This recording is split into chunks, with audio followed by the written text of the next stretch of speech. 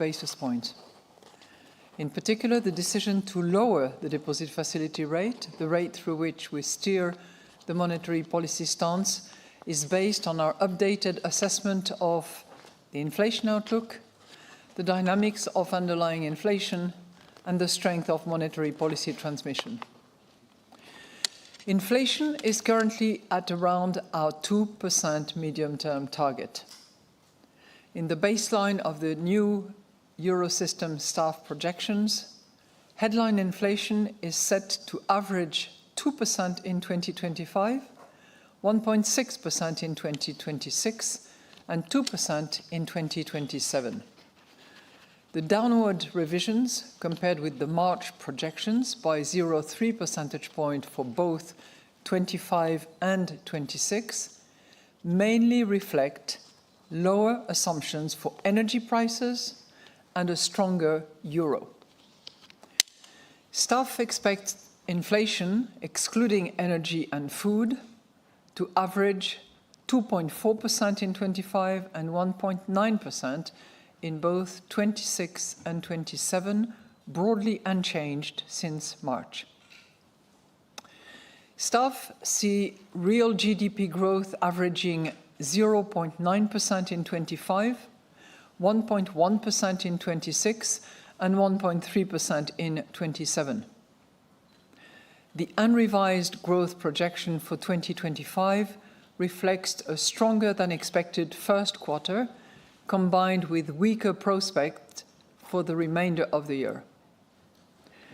While the uncertainty surrounding trade policies is expected to weigh on business investment and exports, especially in the short term, rising government investment in defense and infrastructure will increasingly support growth over the medium term. Higher real incomes and a robust labor market will allow households to spend more. Together with more favorable financing conditions, this should make the economy more resilient to global shocks. In the context of high uncertainty, staff also assessed some of the mechanisms by which different trade policies could affect growth and inflation under some alternative illustrative scenarios. These scenarios will be published with the staff projections on our website.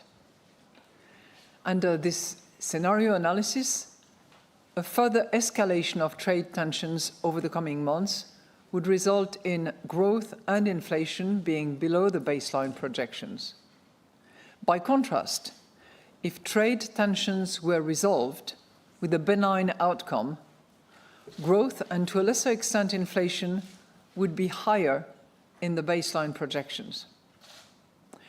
Most measures of underlying inflation suggest that inflation will settle at around our 2% medium-term target on a sustained basis. Wage growth is still elevated, but continues to moderate visibly, and profits are partially buffering its impact on inflation. The concerns that increased uncertainty and a volatile market response to the trade tension in April would have a tightening impact on financing conditions have eased. We are determined to ensure that inflation stabilizes sustainably at our 2% medium-term target. Especially in current conditions of exceptional uncertainty, we will follow a data-dependent and meeting-by-meeting approach to determining the appropriate monetary policy stance.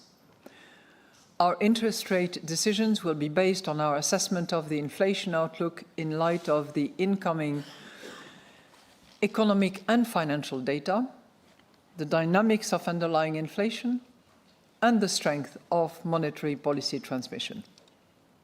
We are not pre-committing to a particular rate path. The decisions taken today are set out in a press release that is available on our website. So I will now outline in more details how we see the economy and inflation developing, and will then explain our assessment of financial and monetary conditions. The economy grew by 0.3% in the first quarter of 2025, according to Eurostat's flash estimate. Unemployment at 6.2% in April is at its lowest level since the launch of the euro, and employment grew by 0.3% in the first quarter of the year, according to the flash estimate. In line with the staff projections, survey data point overall to some weaker prospects in the near term. While manufacturing has strengthened, partly because trade has been brought forward in anticipation of higher tariff, the more domestically oriented services sector is slowing. Higher tariffs and a stronger euro are expected to make it harder for firms to export. High uncertainty is expected to weigh on investment, but at the same time, several factors are keeping the economy resilient and should support growth over the medium term. A strong labour market, rising real incomes, robust private sector balance sheets, and easier financing conditions, in part because of our past interest rate cuts, should all help consumers and firms withstand the fallout from a volatile global environment. Recently announced measures to step up defence and infrastructure investment should also bolster growth. In the present geopolitical environment, it is even more urgent for fiscal and structural policies to make the euro area economy more productive, more competitive, and more resilient. The European Commission's Competitiveness Compass provides a concrete roadmap for action, and its proposals, including on simplification, should be swiftly adopted. This includes completing the Savings and Investment Union, following a clear and ambitious timetable. It is also important to rapidly establish the legislative framework to prepare the ground for the potential introduction of a digital euro. Governments should ensure sustainable public finances in line with the EU's economic governance framework, while prioritizing essential growth-enhancing structural reforms and strategic investment. Looking at inflation, annual inflation declined to 1.9% in May, from 2.2% in April, according to Eurostat's flash estimates.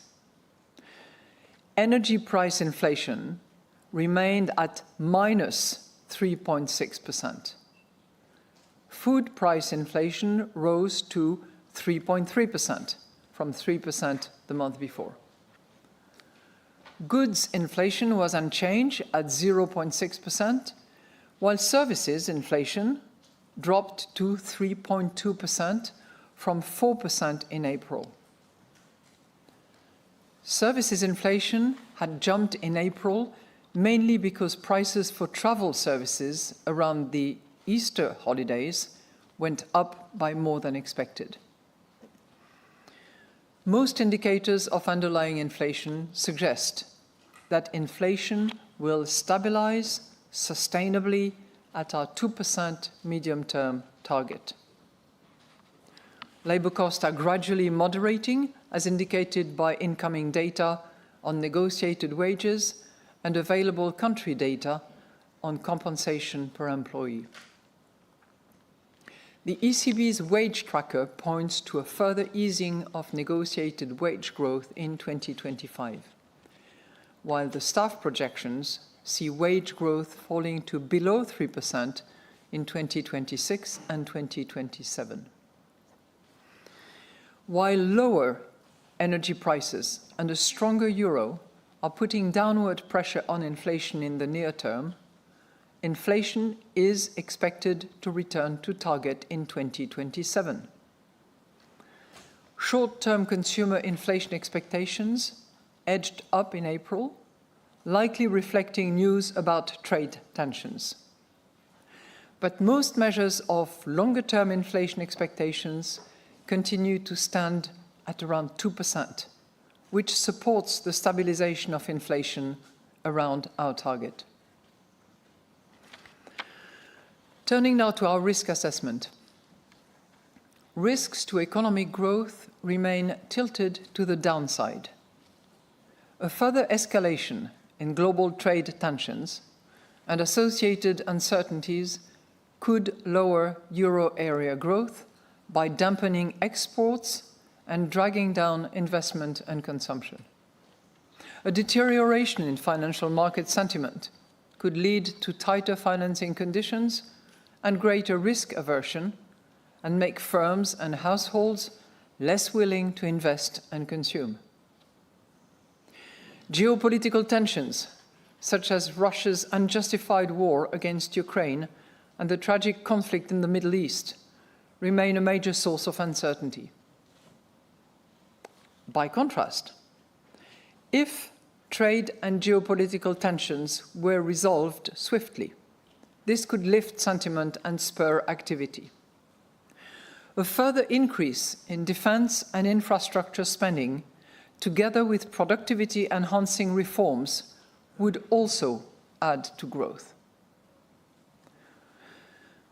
The outlook for euro area inflation is more uncertain than usual. As a result of the volatile global trade policy environment, falling energy prices and a stronger euro could put further downward pressure on inflation. This could be reinforced if higher tariffs led to lower demand for euro area exports and to countries with overcapacity rerouting their exports to the euro area. Trade tensions could lead to greater volatility and risk aversion in financial markets, which would weigh on domestic demand and would thereby also lower inflation. By contrast, a fragmentation of global supply chains could raise inflation by pushing up import prices and adding to capacity constraints in the domestic economy. A boost in defense and infrastructure spending could also raise inflation over the medium term. Extreme weather events and the unfolding climate crisis more broadly could drive up food prices by more than expected.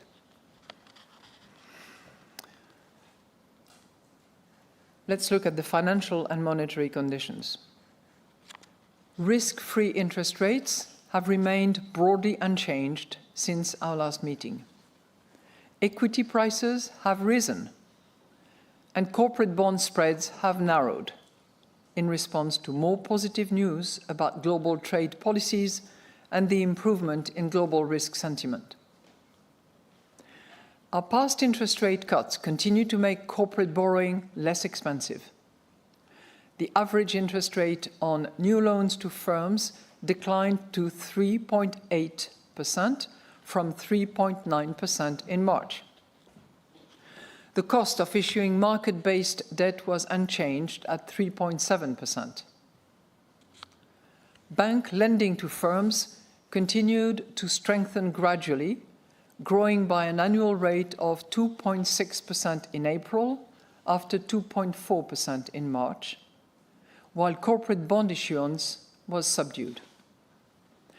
The average interest rate on new mortgages stayed at 3.3% in April, while growth in mortgage lending increased to 1.9%. In line with our monetary policy strategy, the Governing Council thoroughly assessed the links between monetary policy and financial stability. While euro area banks remain resilient, broader financial stability risks remain elevated, in particular owing to highly uncertain and volatile global trade policies.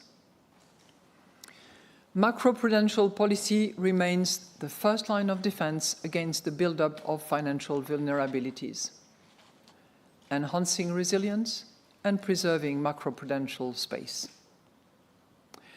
So in conclusion, the Governing Council today decided to lower the 3 key ECB interest rates by 25 basis points. In particular, the decision to lower the deposit facility rate, the rate through which we steer the monetary policy stance, is based on our updated assessment of the inflation outlook, the dynamics of underlying inflation, and the strength of monetary policy transmission. We are determined to ensure that inflation stabilizes sustainably at our 2% medium-term target. Especially in current conditions of exceptional uncertainty, we will follow a data-dependent and meeting-by-meeting approach to determining the appropriate monetary policy stance. Our interest rate decisions will be based on our assessment of the inflation outlook in light of the incoming economic and financial data, the dynamics of underlying inflation, and the strength of monetary policy transmission. We are not pre-committing to a particular rate path.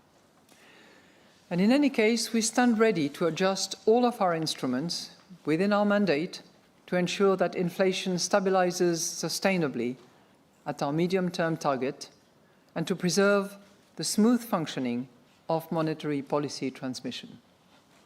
We are now ready to take your questions. And the first question goes to Mark Schröers of Bloomberg. Mark, please. Yes, thanks a lot for taking the questions. The first one is on rates. Has anyone today advocated either pausing rate cuts or cutting by a bigger 50 basis points? And would you say that after today's rate cut to 2%, a pause at the next meeting in July would make sense, also to wait for new projections in September? And the other one is not on the future of rates, but on your own future. WEF founder Klaus Schwab had said that you discussed leaving the ECB before the end of your term to lead the World Economic Forum. I know the ECB stated your determination to stay, but without an outright denial of these talks. So have these talks taken place or not, and have you contemplated leaving the ECB early? Thank you. Thank you for your 2 questions, and I'll start with the first one, which is really the order of business and the main topic today. So we cut interest rates by 25 basis points. And with today's cut at the current level of interest rates, we believe that we are in a good position to navigate the uncertain conditions that will be coming up. So we are well positioned to navigate those circumstances. I can also tell you that it was an almost unanimous decision. There was one Governing Council member who did not support the decision, but other than that, it was virtually unanimous. So I would call it either very broad consensus or virtually unanimous support for the decision to cut by 25 basis points.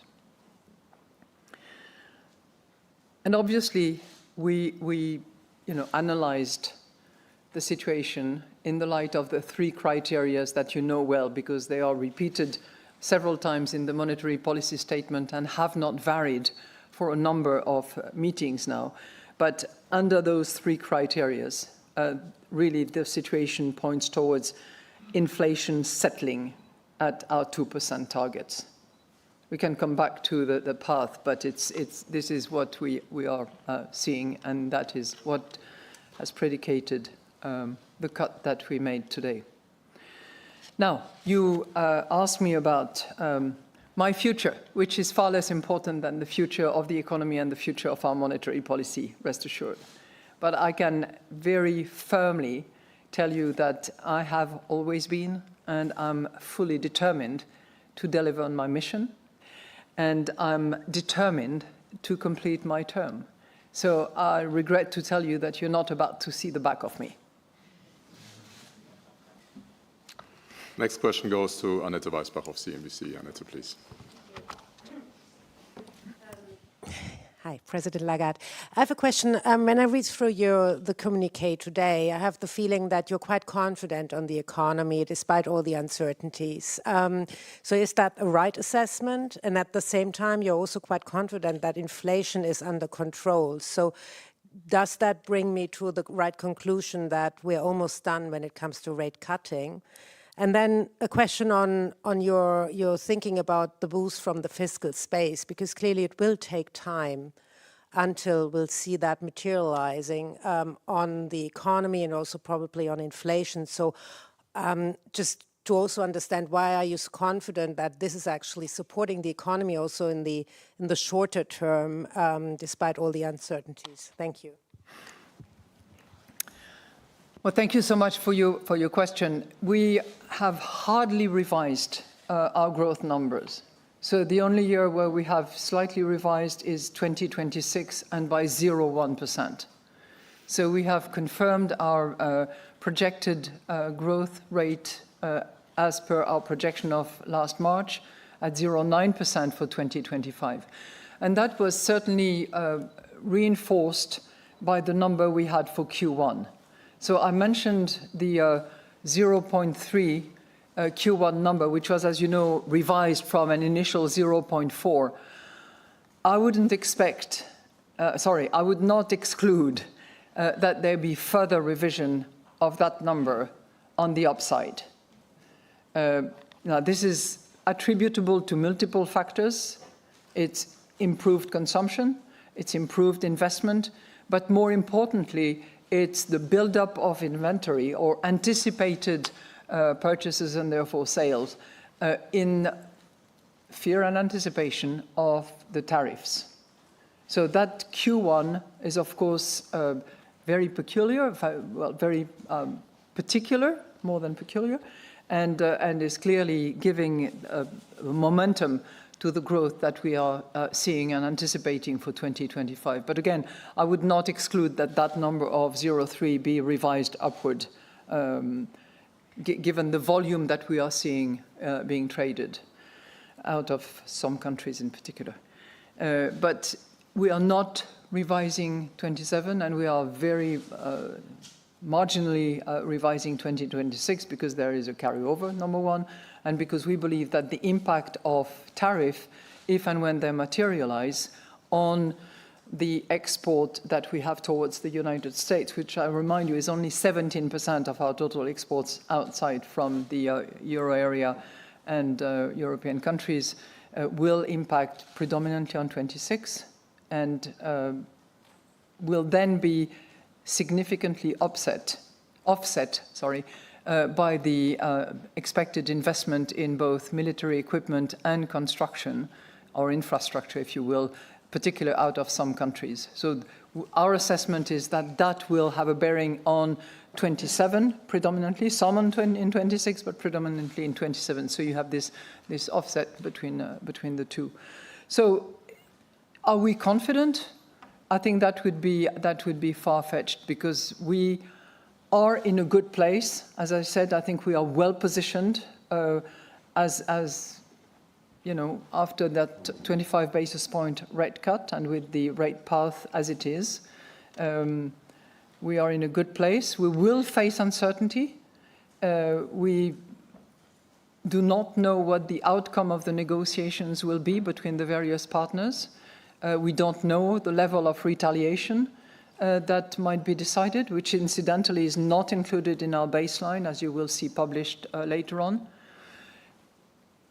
And as a result, we have to be prepared, and we will be assessing meeting by meeting data as they come in. But, you know, as I said again, we are well positioned at the moment, and the path of inflation that we see certainly returns to 2% in 2027.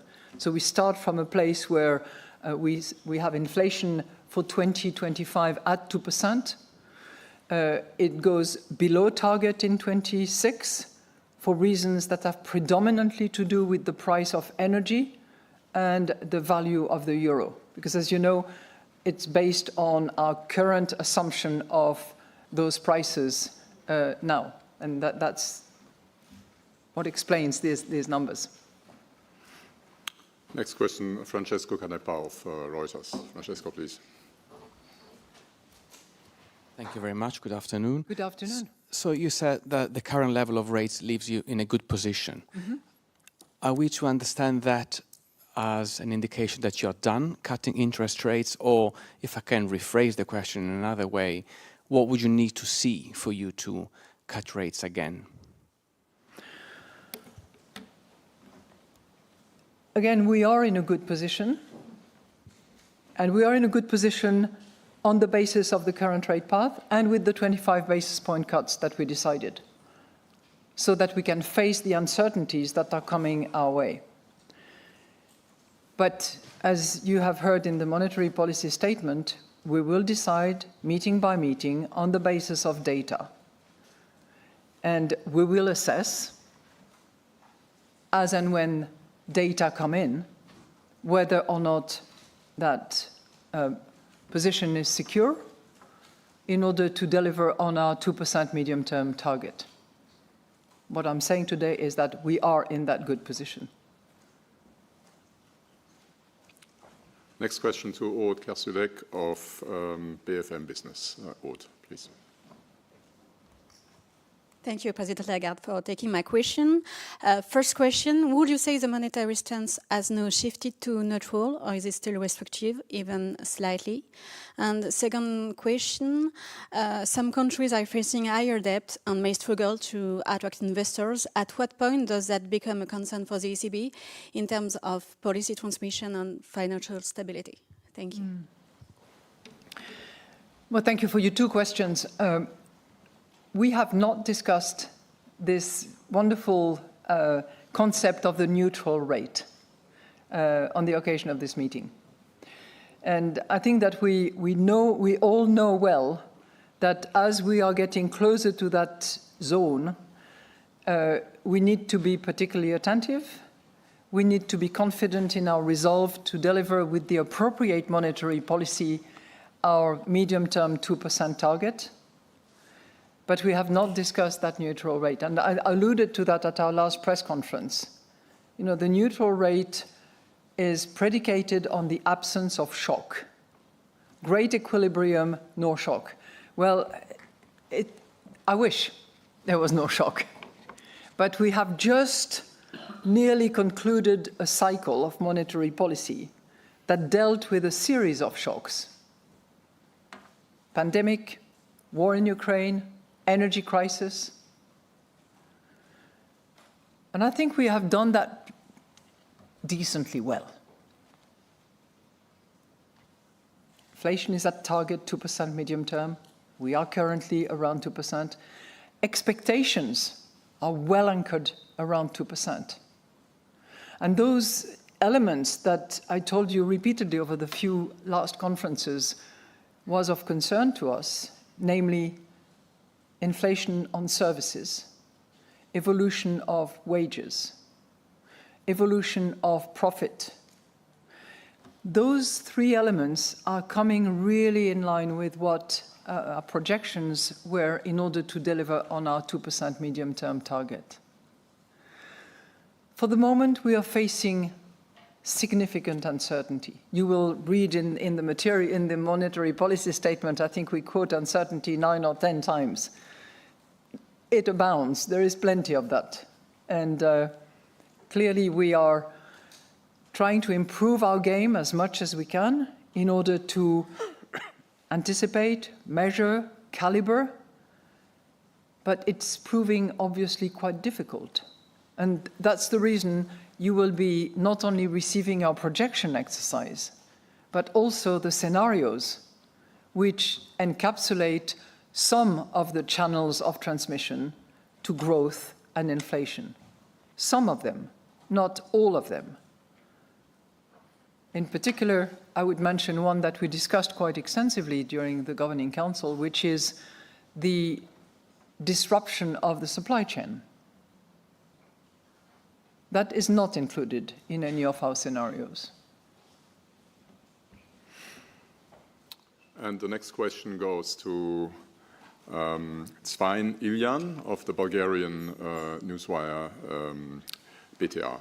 Ah, welcome. Thank you. I hope all your colleagues have welcomed you to the circle. I hope to. According to the ECB convergence report published Wednesday, Bulgaria is ready to join the Eurozone on January 1st next year. What do you expect to be the effects of Bulgaria's accession to the euro area? And will the currency zone be stronger with the likely new member state?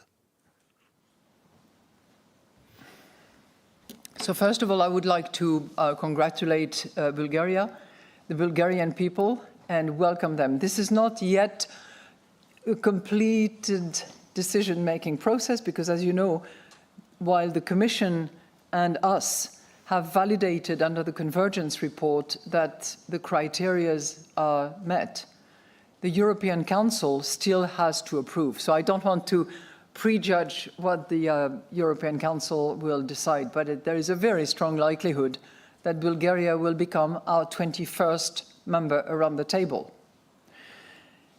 And we are delighted that the circle gets larger, and we will be looking forward to the Bulgarian contributions, both in terms of intellectual input, economic analysis, monetary policy determination, and as soon as the decision is final with the European Council, as you probably know, we will welcome for several meetings before January 1st the Bulgarian representative at the table of the Governing Council in order to sort of facilitate and do the onboarding properly, and so that we can also get to know a new colleague. I also hope that the Bulgarian people will value the solidity of the euro area, the solidity of the currency that we have. Some of you have probably noticed that the supportive judgment of the Europeans has gone up and is now at 83%. So you have 83% of the Europeans, based on a survey that is done on a regular basis, 83% actually value and appreciate the euro as their currency. So I hope we can together do everything we can so that Bulgarians can also appreciate the value and the shield impact that the euro constitutes for new members. And the next question goes to Stefan Reckius of Handelsblatt. Stefan, please. Thank you very much for the floor. First question is, some analysts have entertained the idea that you could skip July to make a concession to those governing council members who have already become reluctant to cut rates further. Could you walk us through today's deliberations in this light? And my second question is, you have been reluctant to declare victory over inflation for quite some time. So is this the right time for a victory lap? And if not, why?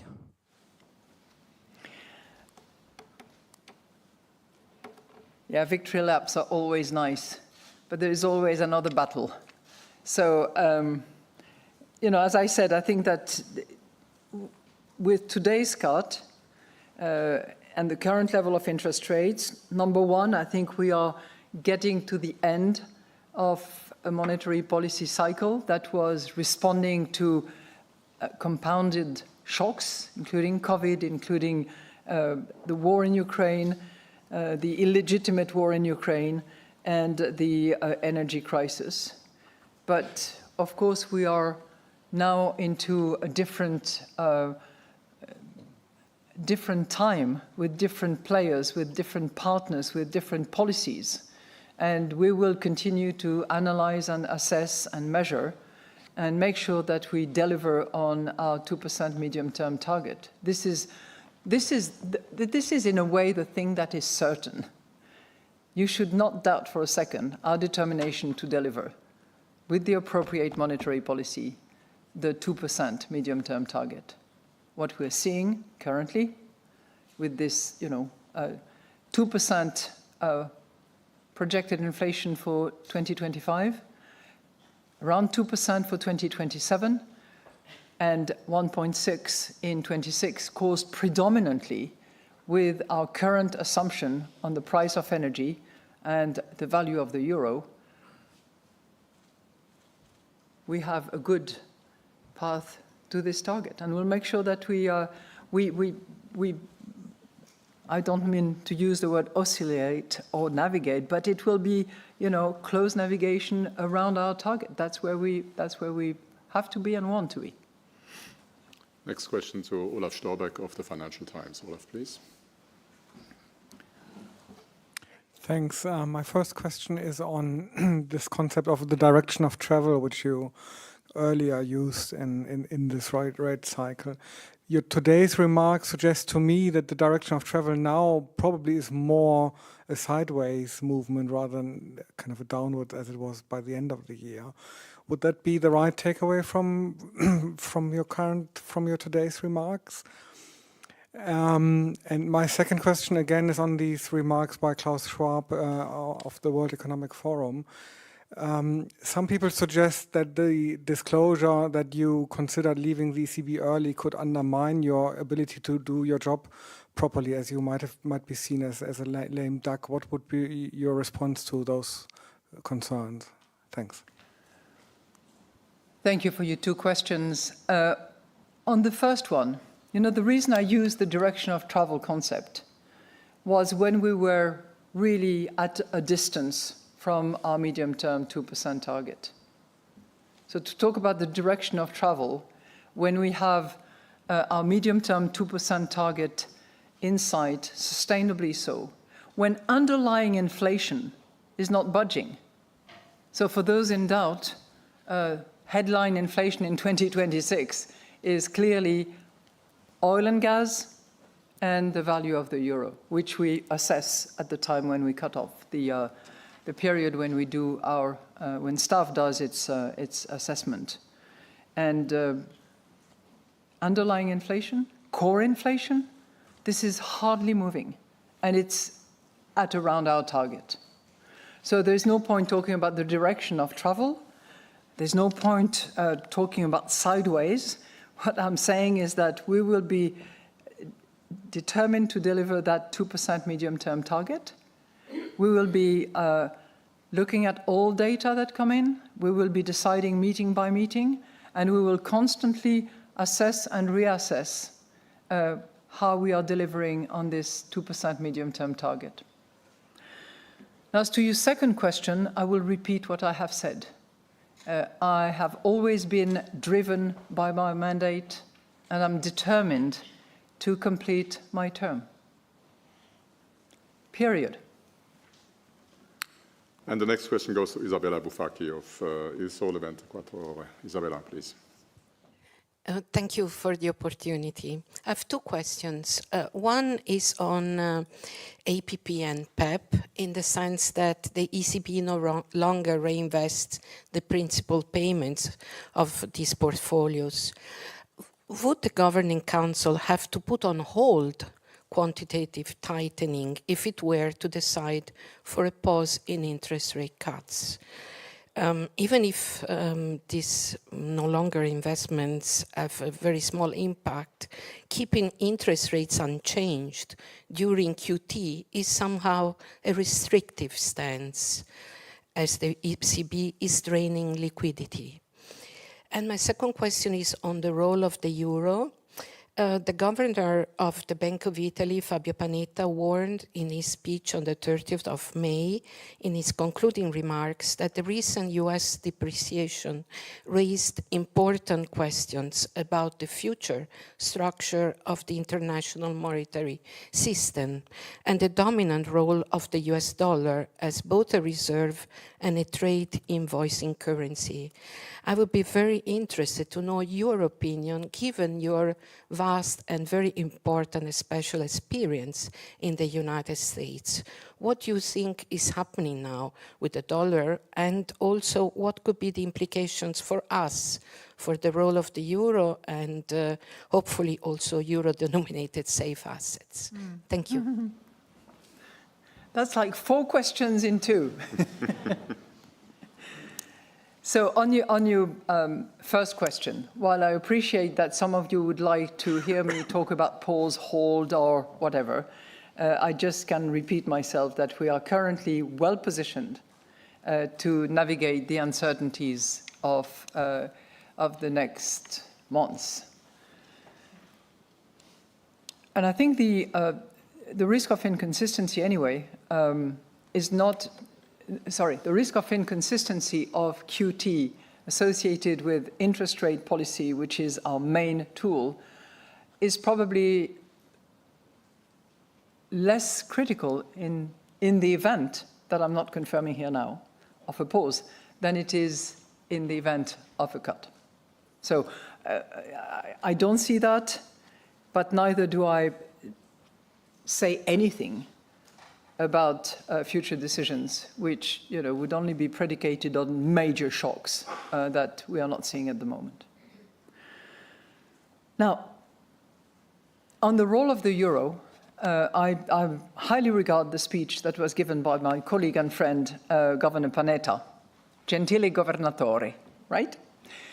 And I happen to be very much on the same page as he is. I gave a speech in Berlin about 10 days ago now at the Hertie School of the Jacques Delors Institute, in which I tried to identify the key pillars that would need to be consolidated and further developed if the euro was to play a critical role as an international reserve currency.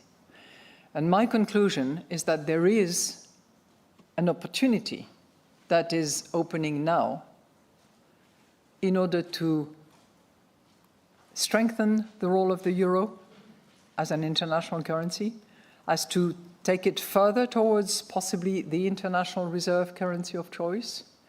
But my conclusion is that it is not going to be granted to us. It should not be taken as a given. And it will require, in particular, that member states, the Commission, the European Council make very substantive decisions that will have to do with consolidating the economic and geopolitical role of Europe, that will simplify, streamline, and develop the role of the capital market union in particular, the saving and investment union, if you will, but particularly the capital market union. And we'll have to continue to sustain the effort of making Europe a place where the rule of law is respected, where a contract is a contract, so that there is certainty on the part of the investors, of the economic actors, that Europe is actually a reliable place of business. So I think it's not a question that can be responded in yes or no.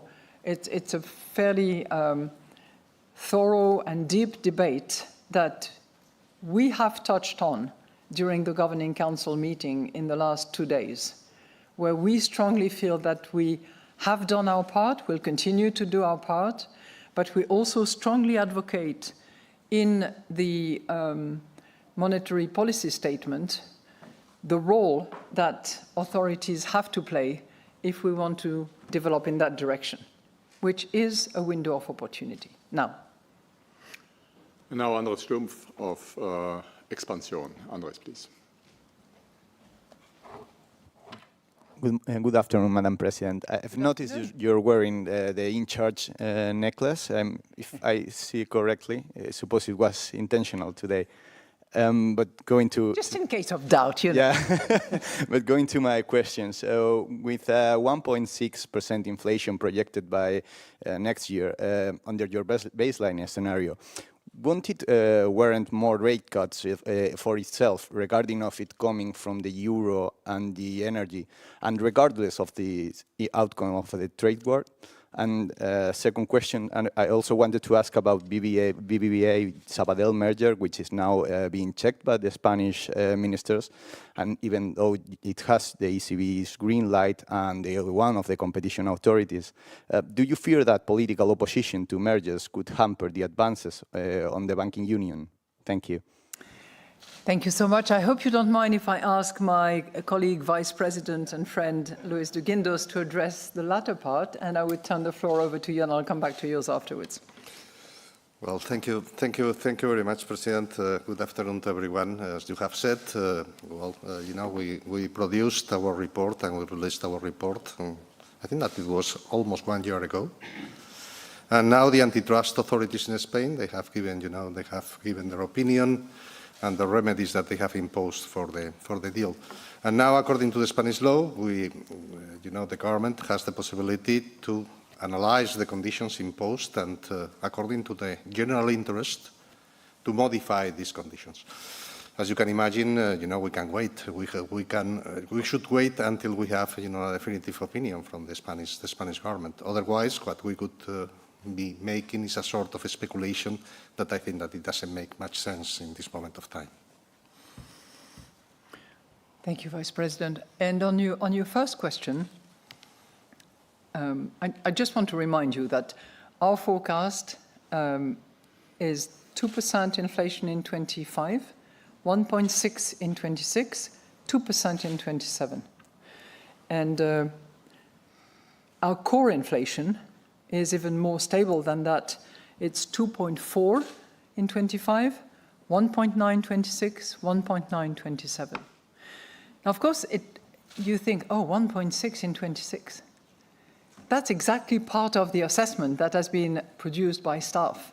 And if you look at what other institutions have forecasted, it's at the very low end of the range for 2027. And that's also because they take into account most recent data available, not including Q1, because I think Q1 will give us some surprises.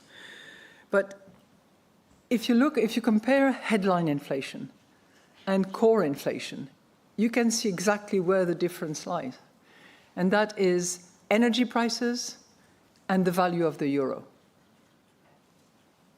We also have inflation, both headline and core, returning to 2%, 1.9% for core in 2027. And the cuts of today, the 25 basis points cut, is deliberately taking care of that inflation path. So we are confident of the analysis of our staff on that basis. And as I said, we will do what is necessary in order to make sure that inflation stays at our 2% targets. Monetary policy will be appropriately determined on that basis. But as I said, we are very well positioned. And the last question goes to Chelsea Delaunay of the Wall Street Journal. Chelsea, please. Yeah. Thank you. I'm also going to ask about inflation. I mean, the narrative of the past several post-pandemic years is higher for longer, structurally higher inflation for all of these different reasons. And looking both at the core and the headline forecast and your expectation potentially for a structurally stronger euro, is that still the expectation, higher for longer for inflation and for rates? And then my second question is also about the euro. Whenever the euro goes up, people worry about how that's going to impact exporters and some of these export-dependent economies. And I'm curious if you think the Eurozone is strong enough now for a strong euro.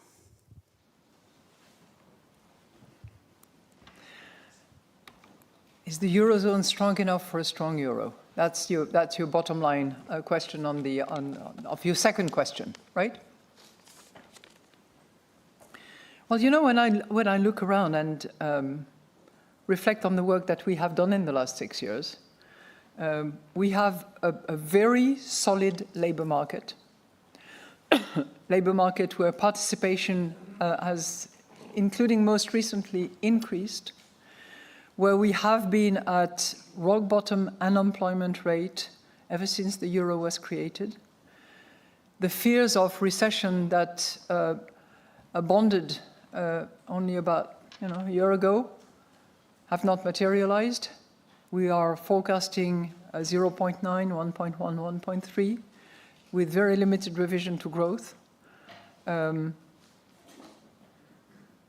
The output gap closes at the end of our projection horizon. Wages have increased over the course of those years, particularly with a view to catching up with the lost purchasing power that citizens had suffered as a result of inflation. But it is now decelerating, just in line and in time, I would say, to deliver on our 2% medium-term target. The monetary policy is transmitting quite smoothly to the economy. Credit is up, could be further and higher up, but credit is up. Rates are transmitting, including to corporates and mortgages. So I would say that the economy is responding quite well to our monetary policy and is delivering on that front. I would add, as I did in response to one of your colleagues earlier, that more needs to be done. And what we have seen, the Vice President and I, when participating in the finance ministers' meetings in Brussels, whether it's ECOFIN or Eurogroup, or on the occasion of Pascal Donoghue, the president of the Eurogroup, when he had dinner with us a couple of nights ago, we perceive a serious momentum to improve, to change, to simplify, to streamline, and to encourage and lock in, well, not lock in, but welcome capital into Europe. And we are seeing it. You know, the reverse Yankee bonds significant increase that we have seen in the last few weeks is a clear indication that there is trust in our system. The capital flow that we are seeing as well, whether it is, you know, European investment returning to Europe or a bit of non-European investment coming to Europe, all that is an indication that at least market forces, investors, those who move real money around, actually see value and have confidence in Europe. So that would be my answer to your second question. I'm not sure what you meant by higher for longer, because I think I have gone out of my way to say that we are in a good place and we are well positioned now, and that we will be assessing meeting by meeting on the basis of data what, if any, needs to be done in terms of appropriate monetary policy to return us to the 2% medium-term target. So I think that really sort of brings together the discussions that we've had over the last 2 days. And with that, I wish you a happy day, happy summer for those of you who live early, and see you soon. The next press conference is on the 24th of July. So up until then, all the best. Thank you.